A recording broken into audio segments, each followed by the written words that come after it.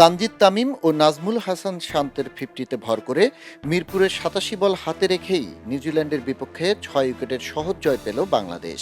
এই জয়ে 3 ম্যাচ সিরিজে 1-1-এ সমতায় ফিরল টাইগাররা। বোলিংয়ে নাহিদ রানার 5 উইকেট নেওয়ার পর রান তাড়ায় জোড়া 50 করেছেন তানজিদ তামিম ও শান্ত।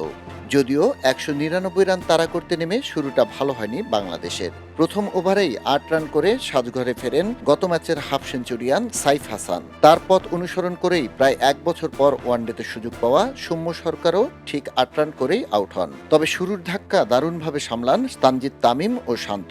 তৃতীয় উইকেটে 110 রানের জুটি করে জয়ের কাজটা সহজ করে দেন তারা। ওপেনিংয়ে নেমে ঝোড়ো ব্যাটিংয়ে মাত্র 58 বলে 76 রান করে ফেরেন তানজিদ তামিম।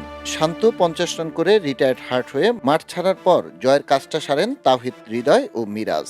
হৃদয় 30 রানের বিপরীতে অধিনায়ক মিরাজ 8 রানে অপরাজিত থাকেন। প্রতিপক্ষের হয়ে সর্বোচ্চ 2 উইকেট নেন জাইডেন লিনক্স। এর আগে নাহিদ রানার গতিতে দিশেহারা হয়ে পথ হারায় নিউজিল্যান্ডের ইনিংস। রানা একাই তুলে নেন কিউইদের 5 উইকেট। পাশাপাশি শরীফুল 2 উইকেট ও তাসকিন, রিশাদ ও সৌম্য প্রত্যেকেই 1 উইকেট করে তুলে নিলে 198 রানেই থেমে যায় নিউজিল্যান্ডের ইনিংস। এই জয়ে সিরিজে সমতায় ফেরায় আগামী 23 এপ্রিল সিরিজের শেষ ওয়ানডে ম্যাচটি পরিণত হয়েছে অলিখিত ফাইনালে। খবরের কাগজ, নিখাত, নির্ভীক, নিরপেক্ষ।